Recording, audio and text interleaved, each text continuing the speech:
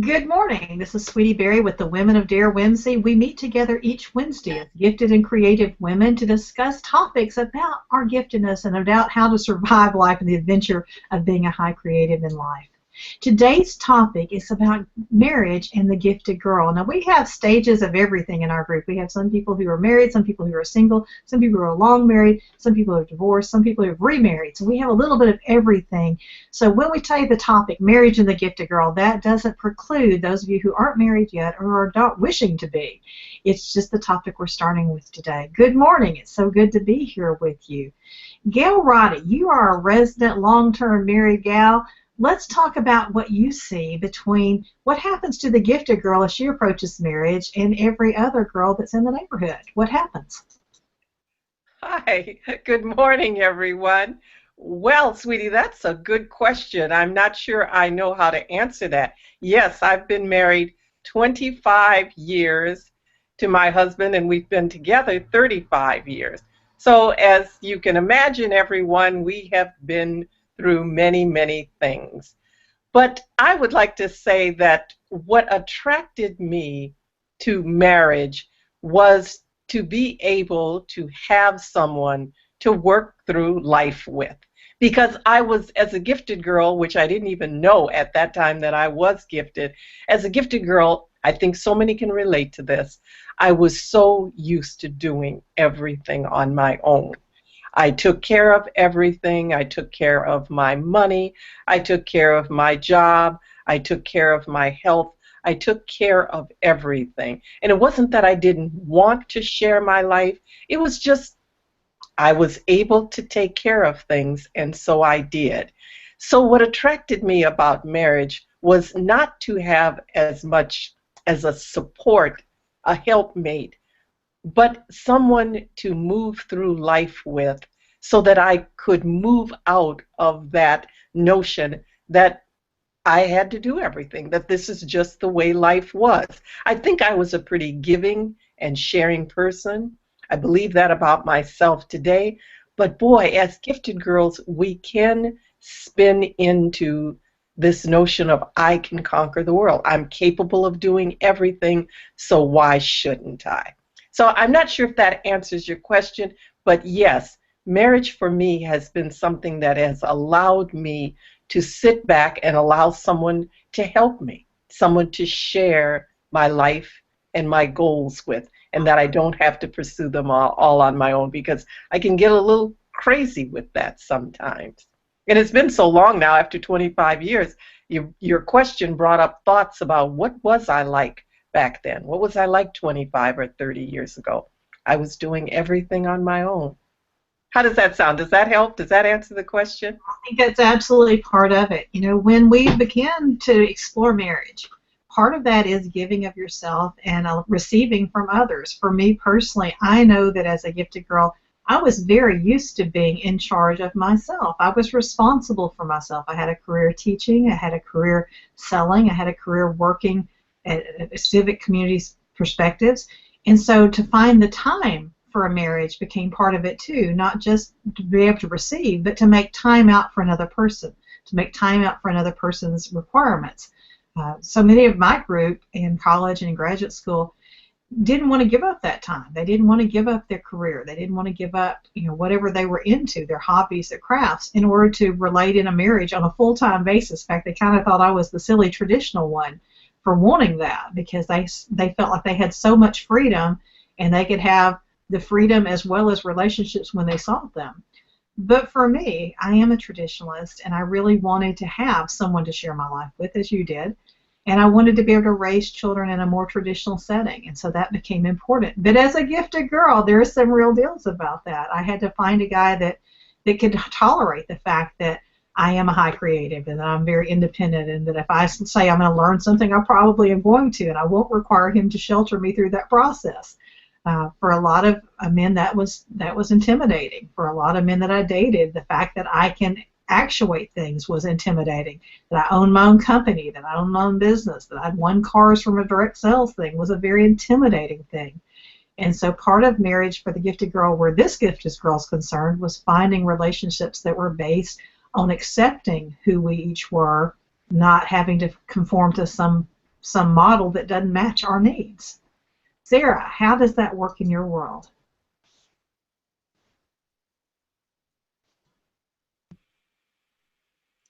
Well, for me, we have a little bit of a different setup than some of y'all that are on the show today. And Jerry and I got married super young, and so we have the unique perspective of kind of growing up together. I got married when I was 19, and we've been married for 22 years. So, you know, there were some things that I didn't really know necessarily a lot about certain aspects of life that I have learned along the way, and the same for Jerry as well. And so we have been through graduate school together. We got our bachelor's degrees together. We've had children during school. And so as we've each developed our own gifts as a couple, but also individually, as well as helping our children develop gifts, that has been something that has been somewhat of a challenge, as well as a really growing platform. And so we've had to have lots of conversations around how is this working for us, and really be sensitive to the needs of the other spouse, as well as to our own needs. Really hone in on, okay, am I needing some time apart to you know, work on my own things, or are we needing some more time together? And so a lot of communication is important when you're talking about two people who are gifted in their own ways, and working those things together, as well as bringing children into the mix who are also gifted, has been uniquely exciting, but also very, very challenging in the perspective of making time for your own development, as well as your own space to appreciate and explore your giftedness, but also, like Sweetie talked about, making that time to have that traditional family perspective and have the family gatherings and the vacations, because we're really big into taking time out and supporting time as a family together. And so that sometimes requires sacrifice on maybe speaking engagements, or perhaps jobs that I would love to do, but that will not allow me to fulfill my desire to be a mother, as well as a wife, and as well as a creative in some things that are personally my own. So I think it takes conversation, it takes sacrifice sometimes, and it definitely takes an opportunity for you to allow each other to grow on your own terms, as well as on terms that you negotiate together. Love that. Dr. Edith, talk to us about how gifted people in general are different in their relationships, and what happens in some of those relationships that we don't see in other spaces. Well, when we're looking at bringing together multi-talented, highly gifted, highly creative individuals, we're looking at passion, we're looking at intensity, we're looking at lots of emotions, and the full roller coaster. We're going to be all the way to the top and all the way to the bottom in seconds sometimes. And when you look at that independent, self-motivating, driven type of personality, and then you try to bring two of them together, there's a few things that would really, really help for us to be able to do that in a fashion that actually grows the couple, that grows that other relationship with a significant other. And some of the things I talk about many a times, because I have the privilege of working with the military, and so I have deployed spouses, and sometimes both spouses are in the military, and whether they've been deployed, whether they're growing, you know, we have distance that can go in too. So it adds a dynamic to the relationship. But then if you have two highly multi-talented individuals, we're really looking at the need for communication. And where do you start your communication? Start with understanding who you are. Yeah, we need to know ourselves. And we had heard Miss Gail talking about the fact that, who was I about 35 years ago? Well, I was really independent. And yet I have to watch about that spinning into perfectionism. We talk about, you know, Miss Sweetie talking about the fact that there's this intensity and the ability to produce and to be able to do it all on my own and immediately, and yet the value of tradition, the value of being able to have someone to share your life with. And then we have Miss Sarah, and she's talking about the fact that, oh, it was exploration. It was something new every day because we started young, and then we added children into it too. It's always an adventure. That's part of life. That's part of who we are. And so knowing who we are, knowing what our values are, knowing what the priorities of those values are, being able to find that point where we can pause, have a centering point, be able to look at it from a neutral point, just at everything. That includes us and who we are and what we're experiencing are important things. And then the other thing I would add is that we would need to learn a communication style that minimizes guilt, blame, perfectionism, power, and those kinds of things. And there's a special tool for that. And communication, as each one of the ladies shared, is so, so very important. So, sweetie, how would you bring us back to the next step in developing and experiencing relationships? You know, for me, so many of the people that I speak with on a weekly basis are youngsters. They are high school age or college age or young adults. And they really give credence to their giftedness. A lot of things are truly just relationship skills. It may come up as more exacerbated in the gifted mind because we notice things deeply and we have opinions about whether things are caused by this, that, or the other, the incubator of a cause. But truly in a marriage or in a long-standing relationship, whether it be a friendship or a romantic relationship or a marriage, the first of all is just learning your own boundaries. Are you an introvert or are you an extrovert? Do you need to be with people for a while, but then you need time away in solitude to regenerate, to restore yourself? Do you need to be with people who think positively? Do you need to be with people who are very critically driven? You know, some people are very turned on and enjoy being with someone who heightens them and sharpens them to be the best that they can be, but some people would find that very invasive and very critical of their living existence. I remember the first time that Les and I came home from a grocery store together, and we're a blended family, and so it was the first time I had a husband who carried the groceries in and did all this good stuff. And I was thinking in my head, wow, this is a marvelous thing, a guy who goes to the grocery store and picks out our family meals and picks out the groceries and carries it in. And I went into the living room, was unpacking one of our children, and suddenly a guy said, you know, where do the spices go? And I said, oh, you silly guy, they go in the kitchen. And he says, what row and what shelf? And I knew I had married something very different than the way I thought. Because in his world, everything had a proper place. Every single thing went in alphabetized order in the kitchen in its proper place, and that would have never occurred to me. And so learning to know what we share in similarities of we both value the family meal and preparing meals together, but learning that we have different organizational structures to get us there, that can be a huge conflict for a family. You know, the gifted kid may think that the way they're doing is the right way or the only way, and that's not untrue for a non-gifted thinker. You know, we tend to think and accept whatever we've accepted as the way everyone should accept it. But in marriage, in long-term relationships, in deep friendships, I think we have to learn to celebrate our differences. I think it's very important for the gifted girl to particularly deal with the reality that economics comes to be a part of what happens in a marriage conversation. Personally, I've been through a divorce, and the divorce has been directly related to how much money I made versus how much money somebody else made.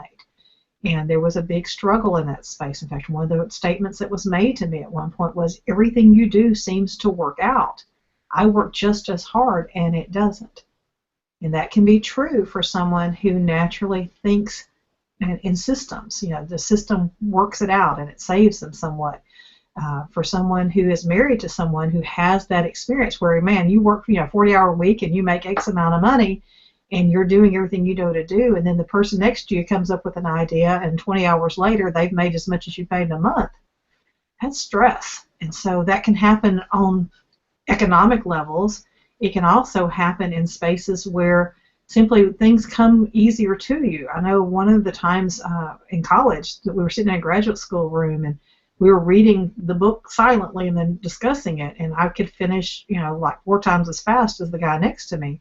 And it was very frustrating in that relationship for him because he felt like it was so unfair that it came easier to me to read fast.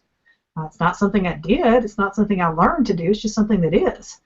And when you're up against that kind of competition, or if someone perceives it as a competition in a marriage or relationship or in a group setting, that can be really tough. Gail, talk to me about the women that you speak with Calling All Women to the Well. How is it different when you have a well-able person in the group, and what are the things they talk about? I know you have at least one dear friend who has a business of her husband's, and she has a business of her own, and they're a young couple. How does that affect their marriage, being two very differently gifted people together? That's a good question, sweetie.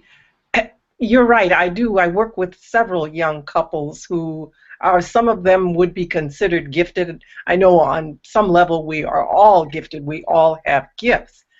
But this young couple, they are both very brilliant, and they each run a business. And my husband, Bill, and I were talking about them just the other day that, it's kind of like, as older people who have been through so many things, we kind of look and go, oh, I know what's coming next. But of course, you don't dare say, because we all have to go through those experiences. But I'm not to say that they're not doing well, but I know what happens when you get, as Dr. Edith said, the passion that comes with when you've created something from nothing. And whether it was easy or whether there were challenges that made it a lot more difficult, when you create something, there is that passion that zooms you to the moon. So now you have two people together who are in this passionate zooming to the moon. And there's going to be a point where everything has to come back down to earth. And it happened in my marriage, and it can be difficult to deal with. But I've not seen anyone who has been in a relationship, in a business that they've been passionate about, that hasn't experienced that. It's just the way of life, is that things come back down, and now you can go forward at a lesser pace because now you know this pattern. It's going to happen again. If you shoot to the moon too fast, you're going to have to come back down to earth. And when you're dealing with another person, I mean, you may shoot to the moon at different levels, and boy, is that fun. I've been through that too. So to watch all these things as an elder is very interesting. You want to help. You want to say, here's the next stage. Here's what's coming. But there's a certain amount of, you just can't do that. You simply can't do that. We have to allow ourselves to go through these life changes and challenges, because there's growth and development, and it makes for a solid relationship if you can get through them together. I was thinking earlier about what you said about a meeting of the minds, where one person, sweetie, you gave the example of being in graduate school. I have learned that I have to allow my husband to compliment me on things that are easy. That's tough for me to get a compliment, because they are easy for me. It's kind of like, what do you mean? That was easy. But I've learned that I have to allow that with him, because that's his love language. That's how he expresses love to me. And so that I've had to learn to do that as a gifted girl, is to take a compliment. I don't know if anyone else has experienced that. Sarah, can you speak to that? Maybe you've had that experience too?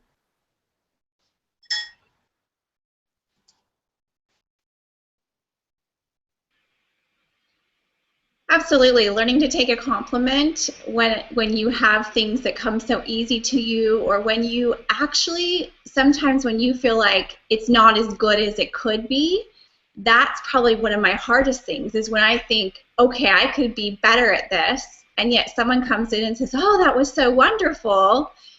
As a gifted girl, sometimes we tend to brush it off, and then we hurt that other person because we've denied them of being able to pay us a compliment, and it doesn't feel very good when you say, oh, this old thing, or it wasn't a big deal. They may have taken a lot of courage just to give you that compliment. And so it does take practice. It does take grace. It takes biting your tongue sometimes. to not only give compliments but also to receive those compliments. And I appreciate what you said, Gail, about the zooming to the moon and then having the pendulum come back, because we've definitely experienced that in our marriage. As I've won cars with my direct sales company, as we've written books, as things have happened, as awards have come, to be in different parts of our lives. And like you talked about, they're not always on that same Zoom spectrum. And so learning to be appreciative and congratulatory of the other spouse and not let your feelings get hurt that you're maybe not the person at that particular moment that is experiencing that Zoom success is really key in long-term relationship happiness. And we've had our own, trials, if you will, over that concept, because in every relationship there are certain places where you're at a certain point and the other person is at a certain point. And so learning to be respectful and kind and appreciative and congratulatory, as well as perhaps learning to rein in some of your excitement so as not to offend the other person who may be at a low point in their success. I don't know if that makes sense, but it's important to really have that communication, like Dr. Edith talked about, and understand that we're all on a journey, and as a couple we're on a journey as well. And as we can support each other in our successes, as well as support each other in the places that are low, it makes for long-term success in marriage and also in your own personal happiness, because you don't end up guilting or shaming yourself for being so fabulous, because sometimes as gifted women we do that too. We tend to want to put a damper on the things that we're really good at so as to not have other people feel less than. And that isn't embracing our giftedness, and it's not really doing anybody else a favor to dim down our light or to dim down our gifts just because it might make somebody else feel bad. So it's important that we are graceful, as well as really consider how to embrace our success, but also encourage our spouse at the same time. Hopefully that makes sense. Love that, Sarah, because I think it is important for us to learn, not just with our spouses, but with everyone, how to time what we share in such a way that it's safe. Because, it should be safe in every relationship to have a great day and to respond to that. But we know that when there's a marriage relationship, when there's a deep family relationship, when there's a deep friendship, it may not be the best time to just glow and bubble over with your good news. And that's part of that, being in tune with more than just yourself. It's one thing to be in tune with what your needs are, and many of us are getting to be better and better at tuning into what we need in our life. But it's quite another thing to be in tune and be fully present with your family's life and to recognize what they need. And one of the things that I really appreciate in our marriage is that my husband set the premise with all of our children. So we started off with children. We didn't start off with just 2 of us and growing 4 children. We started off day 1 with 4. And he set the premise from the beginning, saying, in this family, we will honor each other. And we'll do that by using soft voices. We will do that by doing what we say we'll do and keeping our word. We'll do that by respecting someone else's opinion to feel differently. As this family comes together, we have all 4 of us, all 6 of us, have different expectations of holidays. We have different expectations of how chores should be handled. We have different expectations of how daily sleep schedules should be handled, and we'll start this place from a place of respect. That's really good advice for any relationship. But in a marriage relationship or in a courtship relationship, to begin with some premises of foundational thinking, such as we will honor each person because they're a person, not because they've done something worthy, not because they've earned the right to be respected, but because they were created and they are an exquisite creation that deserves to be respected. That starts the whole conversation dialogue on a different space. It also starts our behavior on a different space if it's framed through the concept of how can I honor the other person? How can I show respect to the other person? And those are good, healthy places to start any relationship, much less a marriage. Dr. Edith, we have about 4 more minutes before we need to close it up. Can you share with us some tips in courtships, in marriage, and seeking maybe new dating relationships for those who are single? What are the things to be fully present of as you're starting to date or engage or in a marriage? I know for me, one of them I'm going to share before I pass it over is that it's important to me to talk with other married women. It's important for me to be around other trusted women who help me realize that the things that I think are such a big deal happen in every marriage. The things that I think may be just in my marriage are things that they've been through and they have some perspective on. I love the elders in my life who can say, you know what, it's important to keep your relationship going when those children are little because they're going to grow up and move out. I'm now at that stage, or my last one is going to college. I know now how important that sage advice was back 13 years ago when they said, don't just make this about the children in this blended family. The children will grow up and go on. You guys are going to be around forever. You know, it's very important to have that kind of understanding and perspective when times are easy and when times are tough. Dr. Edith, share with us some things we may need to know going into their current relationships we're in or if we're seeking new ones. I would like everyone to kind of, or all of us to keep thinking on the fact that what happens if we want to move forward in relationships is that we assume the love. And that assuming the love means respect and realizing that we all come from different backgrounds and different experiences. And so therefore how we relate, respond, react, engage is relevant to those experiences, our lenses. So giving each other the ability and recognition and respect for having different experiences and different perspectives we come from. So let's assume love. Also the thing is that it doesn't have to be my way, it doesn't have to be your way. But what other options do we have?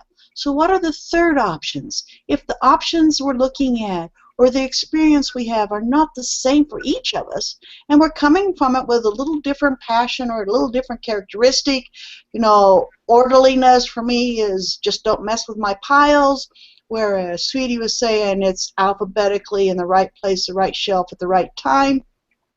There's some of that in my category too, but a lot of it's piles.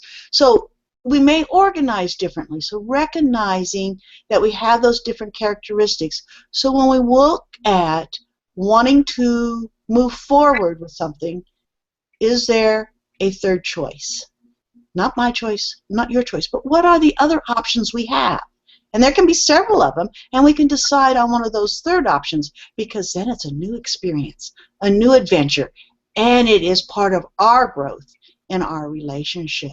So keeping the ideas of different perspectives, keeping the ideas of assuming love, and looking at what's the third option in mind would be some suggestions for building any relationship. Those are great suggestions because, you know, I think we do have to assume that whatever they're coming from is a place of love. I think that that's such a wise thing to share. I know as a parent, when I have some kind of conflict with my husband, I know that if he said that to a child, there was a reason. If he made a rule or if he made an outstanding statement about we're not going to do this, there was a reason. And I have to assume that it's not just a power play. I have to assume that because he loves us, he honors us, he respects us, that there was a reason. And to give that respect on the front end, even if you don't like the decision, completely becomes a game changer in a marriage. Because then you slow down the ball of being upset or being offended or being aggravated, and you think, okay, I trust him enough to know that if he said this, there was a purpose. I can find out that purpose later. It may not need to be on my timeline, but there was a purpose. And likewise, to know that he gives me the same kind of respect, that just grows us deeper into our relationship and into a happier marriage. You know, it's been great to be with all four of you today. I always love our time and conversations together because part of it is we are better together. We just simply have more perspective. We have more ability to share our experiences and to gain experiences from one another. Each week on Thursdays at darewhimsy.com, we share our perspectives on the content that we've talked about today on Wednesday during the live show. We call it a sister post. It's a short conversation that kind of identifies what tool or tip that goes with whatever the subject was. This week it was marriage and the gifted girl, and we'll each have a quick perspective. Then you can follow us home to our professional website or blog And we'd love to follow you home too. So feel free to comment, leave us your address. Let us come visit you online where you are. You can also find us at facebook.com/Dare Whimsy. We have conversations and updates there. A lot of good articles shared about what's going on in the gifted education world, as well as opportunities for gifted girls, such as the programming programs and different things that NASA's offering. So feel free to join us there, like the page, follow us, join our newsletter. We look forward to seeing you each week. We'll be back again next Wednesday at 10 a.m. Central Time. Thank you for coming.